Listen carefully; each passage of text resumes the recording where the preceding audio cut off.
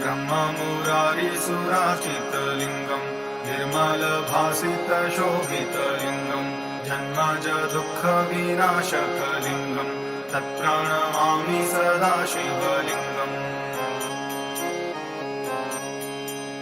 देवमुनिप्रवराचितलिङ्गम् कामदहं करुणाकरलिङ्गम् रावणदर्पविनाशनलिङ्गम् तत्प्रणमामि सदा शिवलिङ्गम्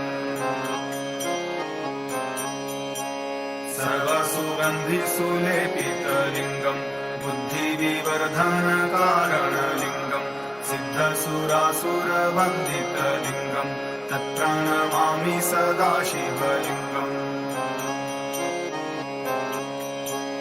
कनकमहामणिभूषितलिङ्गम् फणिपतिवेष्टितशोभितलिङ्गम् रक्षसुयज्ञविनाशनलिङ्गम् तत्प्रणमामि सदा शिवलिङ्गम् कुङ्कुमचन्दनलेपितलिङ्गम् पङ्कजहारसुशोभितलिङ्गम् सच्चित्पापविनाशनलिङ्गम् तत्प्रणमामि सदा शिवलिङ्गम्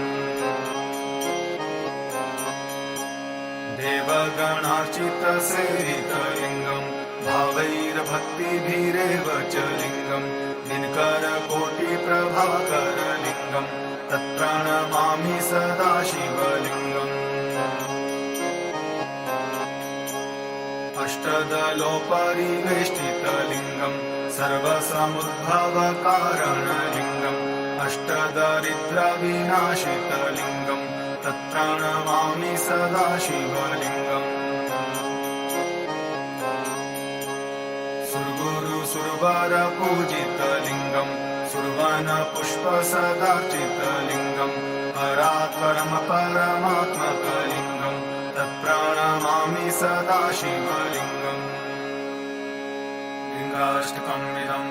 पुण्यं यः पठेत् शिवसन्निधौ शिवलोकमवाप्नोति शिवेन सह मोदते।